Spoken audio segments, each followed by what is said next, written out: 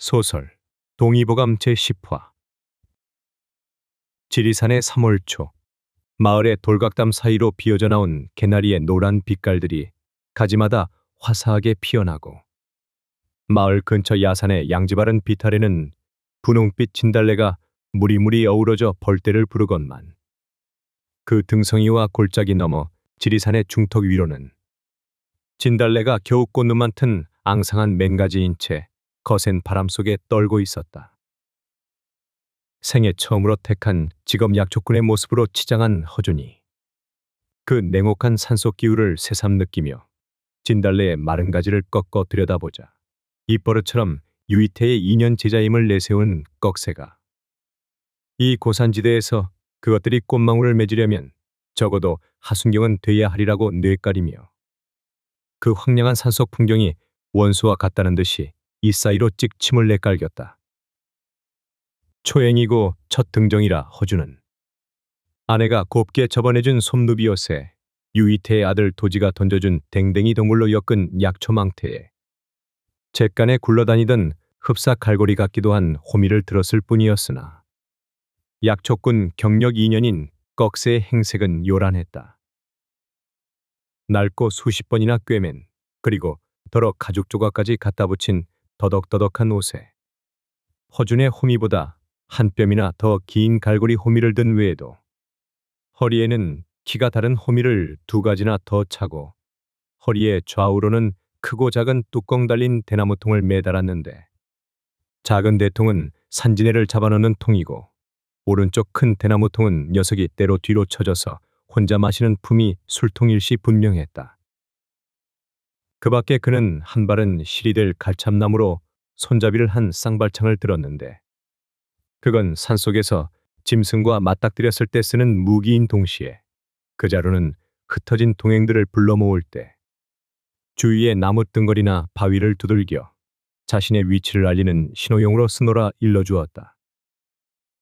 산에 오른 건 꺽새, 허준 둘뿐이었다.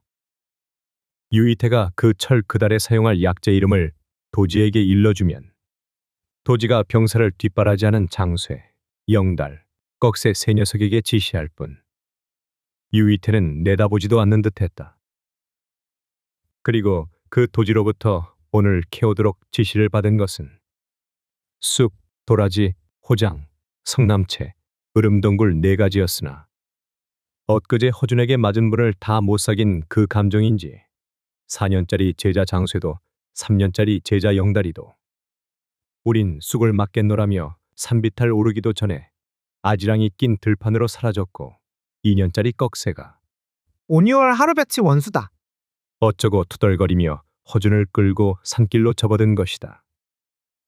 그런대로 녀석은 2년 동안 수없이 드나든 소로를 타고 골짜기를 건너고 가파른 비탈을 오르기 시작하면서부터 말문을 열기 시작했고, 지금 자기들이 캐러가는 약재에 관해서 그동안 귀동냥한 지식을 자랑삼아 얘기했다.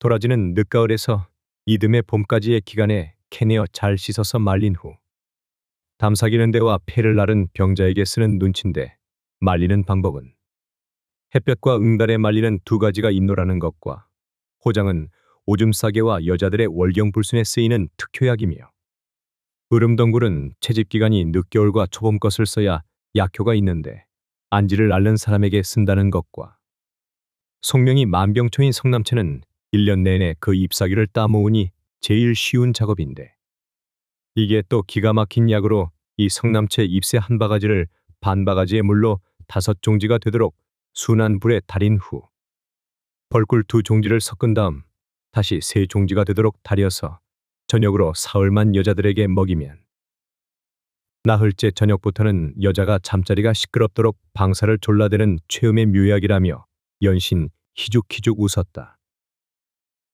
이날 2사람의 수학은 형편없었다.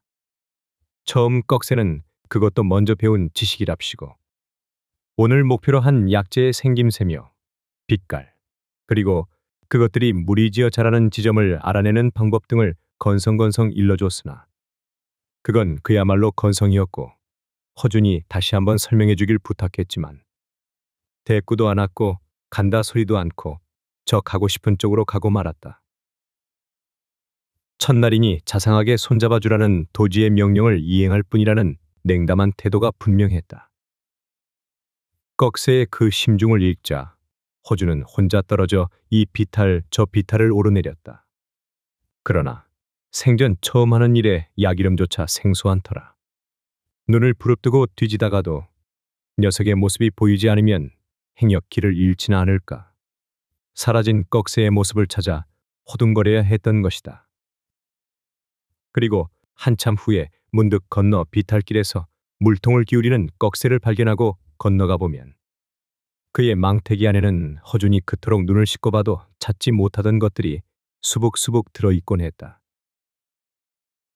허준이 다시 그 꺽쇠의 망태기 속에서 견본 하나씩을 얻어들고 그제서부터는 멋대로 돌아다니는 꺽쇠의 행방을 개의치 않고 차라리 길을 잃고 헤맬지라도 꺽쇠의 반만큼이나 캐고 말리란 독한 마음으로 마음이 집히는 쪽마다 부지런히 헤매고 다녔으나 해가 뉘엿뉘엿 기울고 골짜기에 산 그림자가 길게 누워올 때까지 허준의 망태기 속엔 도라지 대여섯 뿌리밖에 담겨 있지 않았다.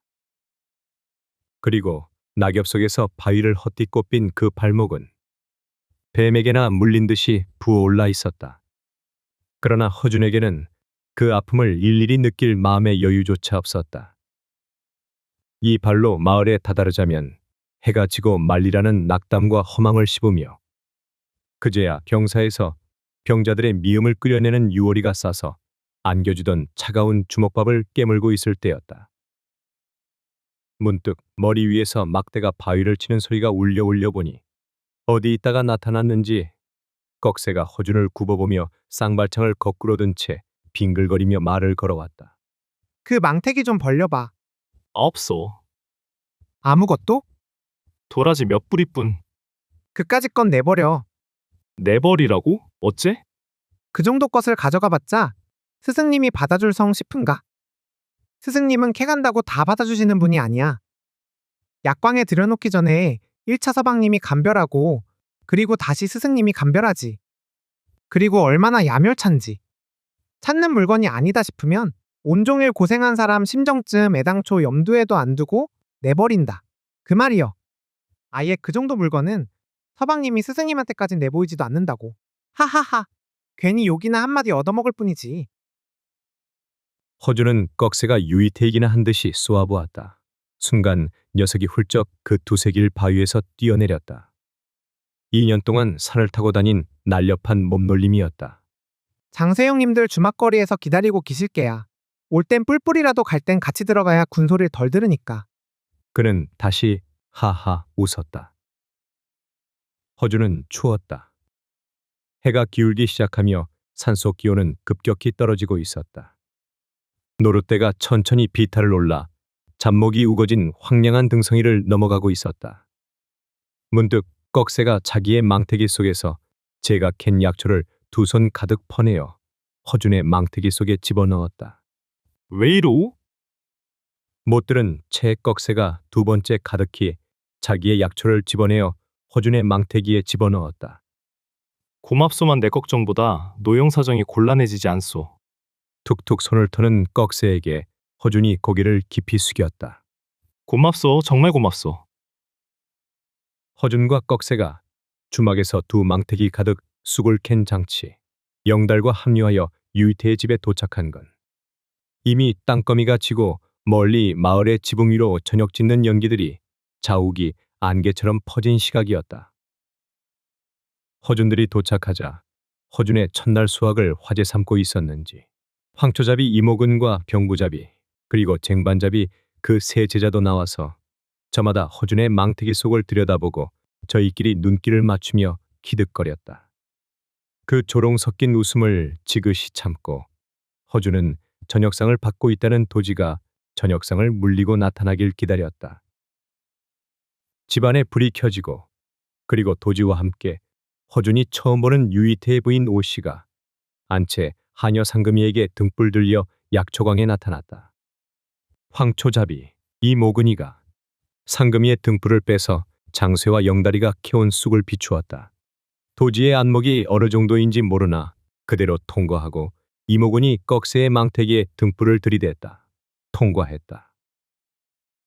오씨가 수고했구먼 하고 치사의 말까지 보탰을 때 이번에는 허준이 자기의 망태기를 벌렸다. 도지가 그 속의 것들을 꺼내보다 말고 눈꼬리를 찢었다. 이걸 누가 캤나? 내가 캤소. 허준이 꺽쇠가 집어준 약초라 자신을 가지고 대답했다. 다음 순간 도지는 꺽쇠가 준 그 약초들을 마구 집어내 팽개쳤다. 이어 그 입에서 터져나온 건 욕이었다. 이런 얼간이 같은 놈! 이자야, 이건 닮았을 뿐이지 캐오란 약초가 아니야. 동시에 둘러싼 일동의 입에서 일제히 웃음이 터져나왔다. 그 웃음을 제일 먼저 터뜨린 건 다른 사람 아닌 꺽쇠였다. 허준이 무언가 깨달으며 획 꺽쇠를 보자. 그 꺽쇠도 장쇠도 영다리도 대굴대굴 구를 듯이 계속 웃어댔다. 이모군도 웃어댔다. 제법 눈썰미가 있는 잔 줄 알았더니 순 청맹간이로군. 허준의 얼굴이 벌겋게 달아올랐다. 이어 주먹을 꺽쇠를 향해 불끈진 순간 갑자기 모두 웃음을 그쳤다. 나타난 유이태가 조용히 서 있었다. 영문을 말씀 올리겠습니다요. 이 신출내기 놈이 제가 가르친 대론 하려 들지 않고선 제멋대로 이 비탈 저 비탈 호미질하고 다니면서 불의에 나타난 유이태를 향해 떼꺽 웃음을 그친 꺽쇠가 장황히 설명하려다가 입을 다물었다. 변명할 필요 없다. 너희 놈들이 하는 행위는 아니 봐도 익히 아는 터인즉슨 유이태는 말끝에 허준의 망태기에서 쏟아져 나온 도라지 두어 뿌리를 주워들었다. 그리고 그걸 아들 도지에게 내밀었다. 못 찾았으면 모르되 찾았거든 단 한 뿌리라도 이런 정성으로 캐야 하느니. 제자들의 눈이 의아해졌고 도지가 이의를 달았다. 하나 물건이 너무 작아서 약재로 쓸 거리는 전혀 못 됩니다. 초행부터 제대로 된 물건을 찾는다는 보장이 없다. 하나 도라지를 찾더라도 산삼이라도 보듯 이렇게 신락 같은 작은 뿌리 하나하나까지 다치지 않도록 애써 캔 그 정성을 말함이야. 말끝에 유이태의 시선이 허준에게 향해 왔다. 가상한 일이지 아무나 흉내낼 수 없는. 이어 허준이 고개를 숙이자 한마디 더 보탰다. 약초를 대함에 있어 네가 과연 이런 정성을 언제까지 지닐지 그건 내 알 바 아니다만. 허준의 가슴이 뜨거워왔다. 자기를 편들어준 데 대한 고마움이 아니었다. 아니 그 말투, 그 눈이 유이태가 자기를 따로 편들고 있지 않은 건 분명했다. 유이태란 의원이 지리산에 100여든 군데 골짜기와 벼랑과 능선에 자라는 수천만 뿌리 도라지. 그 도라지 한 뿌리에도 얼마나 깊은 외경을 지닌 사람인가를 발견한 때문이었다. 그리고 그 감정은 차츰 높은 의원의 세계를 처음 접하는 그런 신선한 충격으로 바뀌어 갔다. 몇 발 돌아서 가던 유이태가 다시 돌아섰다. 그리고 그 눈이 허준이 아닌 아들을 보며 나직이 일렀다. 이 아이로 하여금 약재 창고를 맡게 하거라. 도지와 제자들의 눈이 휘둥그레졌다. 허준도 자기 귀를 의심했다. 겨우 오늘 입문한 자기에게 약재 창고를 맡게 하다니. 장쇠 이하 마당쇠들의 얼굴이 금세 시뻘겋게 부어올랐다. 도지가 얼른 그들을 대변하였다. 하오나 이잔. 아직 몇 가지 약초 이름도 알지 못하는 겨우 오늘 처음으로 산에 올라간 신출내기올시다. 염소뿔 오래 묵힌다 해서 사슴뿔이 되더냐? 횟수 오래된 게 무슨 소용인고? 쑥맥이 아니라면 약초 이름 따위는 사나을 보고 익히면 알게 돼. 그럼 여태 약재 창고를 맡아보던 저는 병사 마루 위로 올라섭니까요? 장쇠가 다급하게 허준의 새 직책은 자기의 좌천인지 영전인지 그 의미를 확인하려 들었다. 병사 마루에는 왜? 장쇠가 두 손을 비비며 잔뜩 애교 어린 웃음을 꾸며 스승을 보았다. 소인도 스승님 슬하에서 밥을 먹기가 이미 4년째 올시다요. 그래서 예, 그동안 뼈 빠지게 일했습지요. 갑자기 장쇠는 유이태의 동정을 애원하듯 우거지상을 지어 보이며 눈물 콧물 빠지는 소리로 늘어놓았다. 처음 1년은 병자들 탕약에 쓸 생수를 길러 눈이 오나 비가 오나 새벽마다 물지게 쥐고 왕산 골짜기까지 오가며 20리길 발바닥이 부르트도록 오락거렸굽쇼. 낮이면 지리산 골짜기 약초 캐러 다니느라 지리산 골짜기 제 호미자국 안 가본 곳이 없도록 헤매고 다녔사옵고요.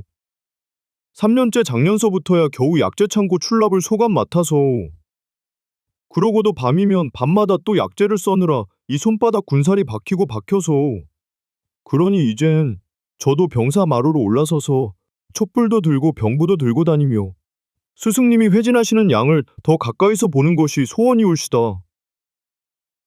오늘까지 유이태는 이 정도의 시간이 남아 제자들과 마주선 적이 없었다. 해라 하지 말아라. 그 두 말뿐이던 스승과의 이 모처럼의 긴 얘기로 대면하는 기회를 놓칠 수 없다고 생각했는지 영다리도 끼어들었다.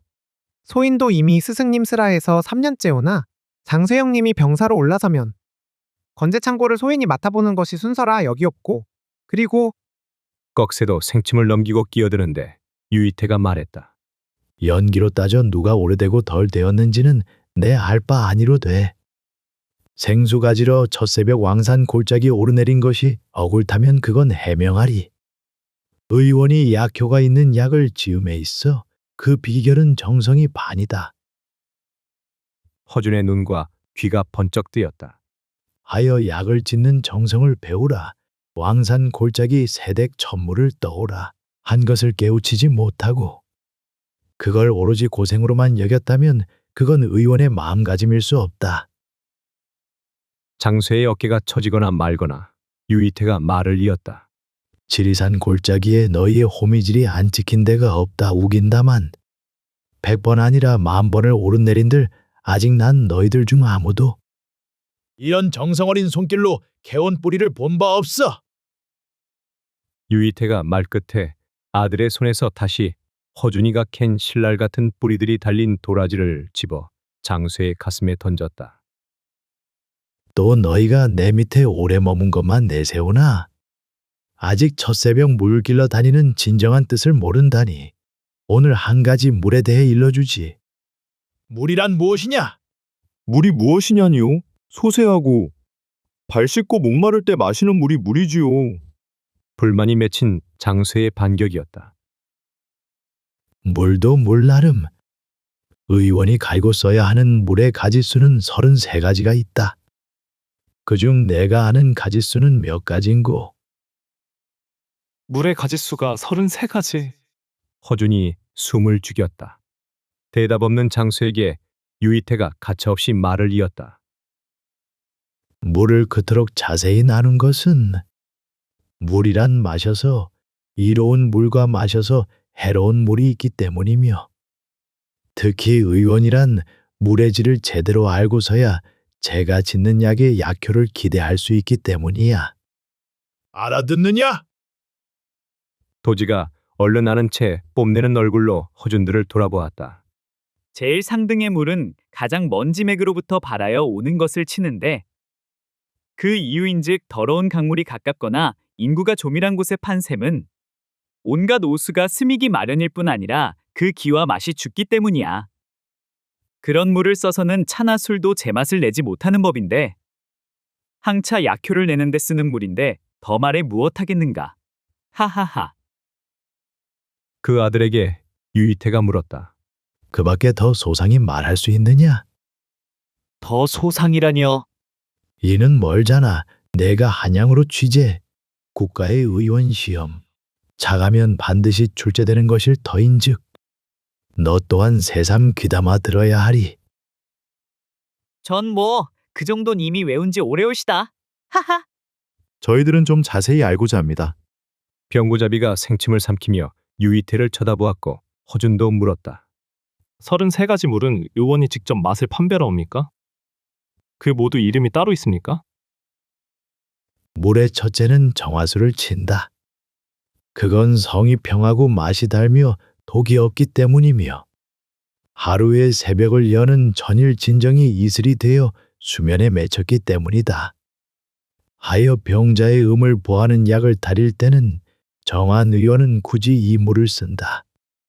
둘째가 한천수로 여름에 차고 겨울에 온한 물이 이것으로 그러나 그 진짜는 닭 울음소리가 들기 전에 것이어야 한다. 너희가 왕산에서 떠오는 물이 이것이다. 감히 이 물은 장복하면 반일을 다스린다. 셋째가 국화수, 일명 국영수로 불리는 이 물은 풍비를 다스리며, 넷째가 엽설수, 간이 병들어도 이 물이면 낫는다. 다음이 춘우수, 즉 정월의 빗물이니 양기가 쇠한 것을 북돋게 하나 청명 무렵과 고구 때는 물맛이 변하니 이를 가려 써야 하며, 다음 추로수는 해돋기 전에 것이어야 하되 뱃속의 균을 없애는 약을 짓고자 할 전 오로지 이 물뿐이며, 다음 장독을 씻는 데는 매우수, 허로를 낫게 하는 데는 감난수, 가려움증을 고치는 데는 벽해수로, 벽해수란 곧 바닷물로서 이 바닷물을 끓여서 몸을 씻는다. 뼈마디와 근육이 쑤시는 데는 온천수이되 유황내음이 나는 물을 쓰며, 편두통을 다스리는 데는 냉천수를 사용하나 그 냉천의 바닥에는 반드시 백반이 있으니 목욕하는 철은 해가 져도 아직 땅 기운이 더운 6월과 7월에 한하고, 그러나 밤에 목욕하면 편두통은 고치되 실어증을 얻거나 목숨을 잃는다. 다음 류이태의 입에서는 계속 막힘없이 하빙, 반천하수, 천리를 흘러온 천리수, 역류수, 요수, 그리고 머리를 감으면 머리가 자라며 머리카락 색이 검어지며 윤이 난다는 시루 뚜껑에 맺힌 물을 가리키는 증기수에 이르기까지 물과 의학에 관한 류이태의 현아의 웅변이 계속되었다. 모두 코가 빠져 있었으나 허준의 가슴은 요란하게 뛰고 있었다. 아니, 그건 전율과 같은 감동이었다. 류이태에게 느끼고 있었던 그 오만과 도도함에 대한 저항이 눈처럼 녹고 있었다. 류이태의 존재가 허준의 눈에 이제는 태산처럼 비치고 있었다.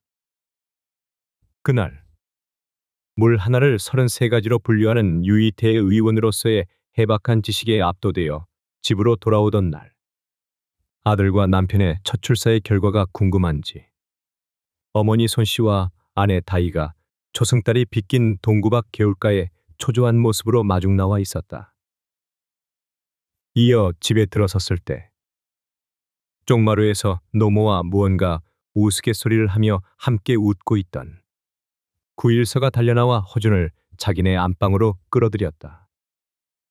안방에는 남자 여자로 나뉘어 양가의 저녁상이 2상 차려져 있었고, 이어 구일서의 아내와 다이가 사람 수대로 몇 방울 노란 기름이 뜬 닭곰탕 뚝배기를 들여왔다.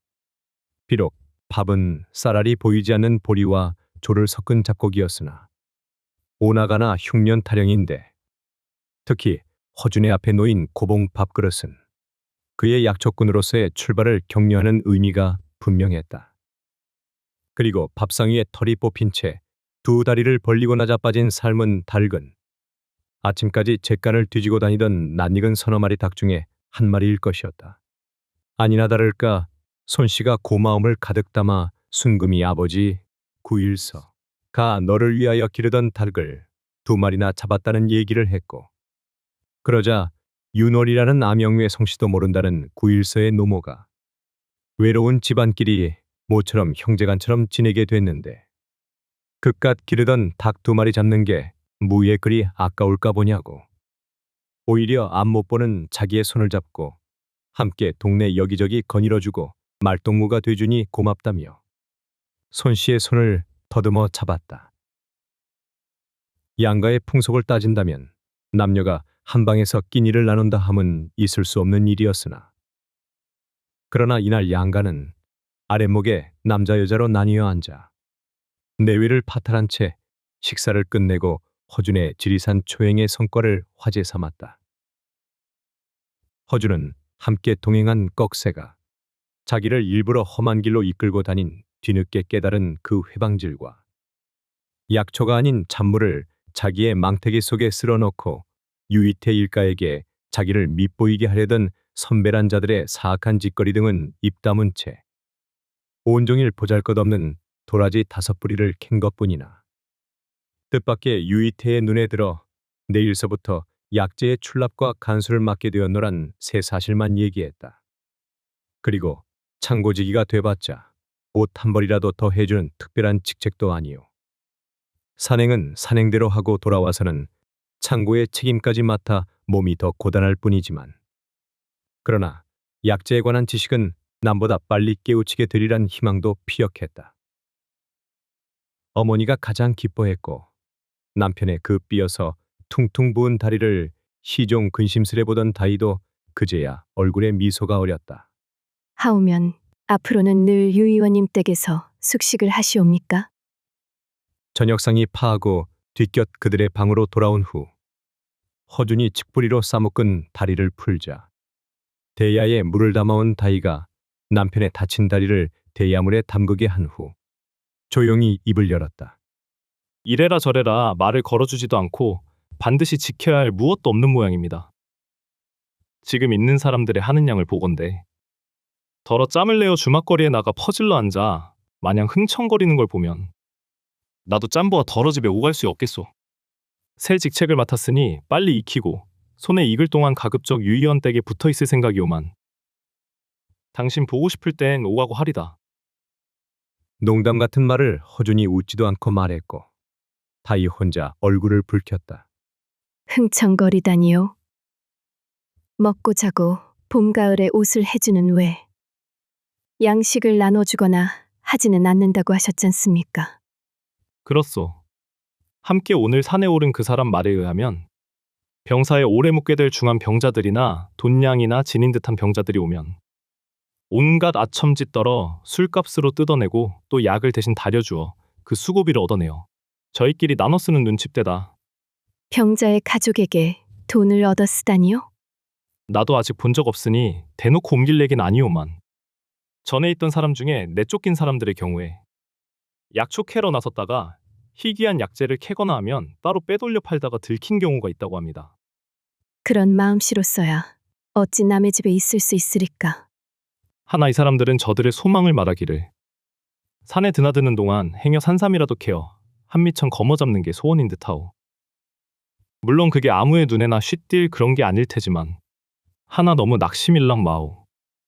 난 산삼이 어찌 생겼나 눈앞에 있어도 모르는 사람이오만 하나 4, 5년 병자를 대하고 다루는 법을 배우고 약재의 약효와 성질을 깨치고 그 밖에 의원으로서의 물리가 터질 때쯤이면 유 의원이 직접 병사에서 자기를 거들도록 지명을 하는 모양이오.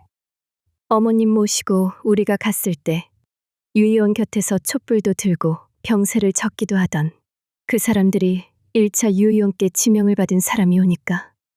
그렇소. 모두 5년은 넘은 사람들이라 합디다. 한참 말없던 다이가 대야에 담긴 남편의 다리의 부기를 조심스레 어루만지며 다시 물었다. 사람들 심술궂지는 아니하온지. 새로 들어온 사람이라 하여 투기 부리거나 하지 않고 정겨웁게 손잡아 가르쳐주기도 하옵는지요. 어머닌 종일 그걸 걱정하고 계셨습니다. 허준이 잠시 대답을 망설였다. 뒷문을 가리키며 어서 나가버리라고 악을 쓰던 장쇠의 얼굴이 뇌리에 스쳐갔다.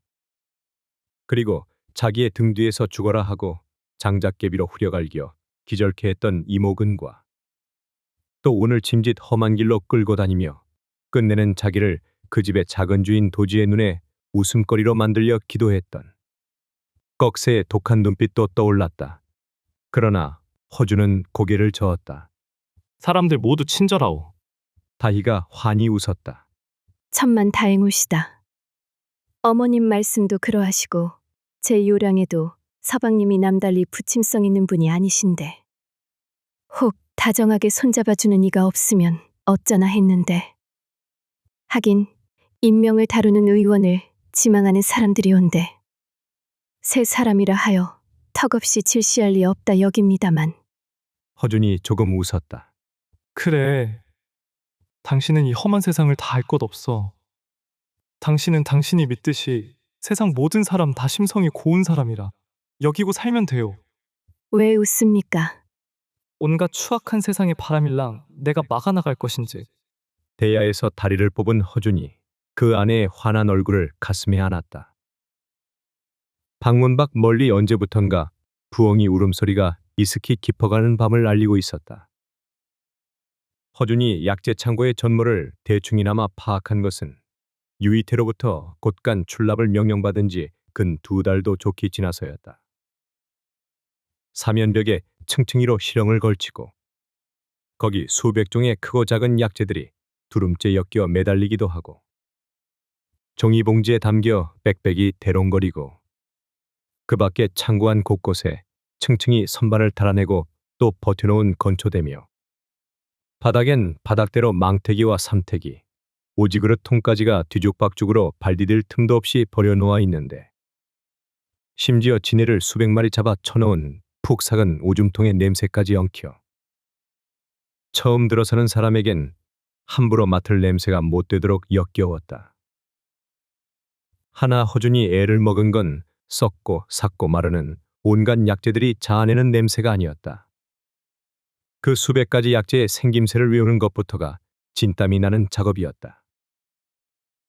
그러나 낮이면 산행을 하고 그 고단한 몸으로 돌아온 저녁에 다시 그 지독한 냄새가 진동하는 창고 안에 등불을 밝혀놓고 도지가 건네준 물목장고 따라 품목을 찾고 그 생김새를 기억한 다음 다시 그 채집한 시기와 양을 확인하는 등의 작업은 더구나 선임자인 장쇠들의 철저한 비협력과 외면 속에서 좀 채 진척이 되지 않았다. 또 이곳을 맡으라 영만 내렸을 뿐 그 2달여를 유이태는 단 한 번도 약재 창고를 들여다보지 않았고 모르는 것이 있어 한밤중 도지에게 찾아가 기척을 낼 적이면 과거 공부에 방해된다며 도지는 도지대로 화를 내기 일쑤였다. 그러나 그 2달 동안 거의 밤을 꼴딱 새우면서 악착슬에 붙어앉아 파고든 보람이 있어 처음 너무도 막막하게 보이던 중국식 약 이름을 자신의 생활 속에서 흔히 대할 수 있던 실제의 것과 분별할 만큼 되었다. 호마라고 써 있는 건 참깨, 백류마가 흰 참깨, 안방이 기러기 기름, 해마가 찰개구리, 도액이니 복숭아씨, 행액이니 살구씨, 고체가 쓴바기. 흔하게 듣던 시오탕의 시오는 맨미나리, 맹문동은 겨우살이 뿌리, 인동은 겨우살이 덩굴, 당귀는 승검초 뿌리. 그 밖에 구기자는 괴존나, 무 같은 괴존나무도 그 뿌리를 까발긴 껍질은 지골퍼. 심지어 대산, 소산, 야산 중에서 대산이 큰 마늘, 소산이 원래 씨가 작은 마늘, 야산이 달래라는 걸 알아내고 일일이 맛을 씹어보며 지내는 동안 허준의 몸에서는 이젠 씻어도 지울 수 없는 지리산 약초 냄새가 깊이 배어버리고 말았다. 그 어느 날이었다. 멀리 논배미에서 철늦은 개구리 소리를 들으며 달포 이상 헤어져 있는 아내가 무시로 그리워 오늘쯤 집으로 잠시 들어가리라 여기며 창고에서 나와 작은 사랑채 도지의 글방 앞을 지날 때였다. 이미 세상 모두 잠든 시간이라고 여겼는데 그 도지의 방에서 도지가 도도히 글 읽는 소리가 났고 사이사이에 독서를 정지시키고 다잡아주는 유이태의 목소리가 들려왔다. 바라보니 그 대돌 위에는 부자의 신발 외 오씨의 신발도 놓여 있었다. 일상적으로 읽는 책 귀절이 아닌 어딘가 긴장된 책 내용이었고 그건 의학에 관한 내용인 걸 금세 알 수 있었다. 걸음을 세운 허준은 자신도 모르게 불이 환한 그 방문 앞으로 다가갔다. 유이태와 도지가 입버릇처럼 뇌는 과거 시험. 중인이니 과거일 리 없는 그러나 나라 안의원들인 하늘의 별처럼 선망하여 과거라 일컫는 그 의원 취재에 응시하는 아들을 밤새워 독려하는 모습일시 분명했다.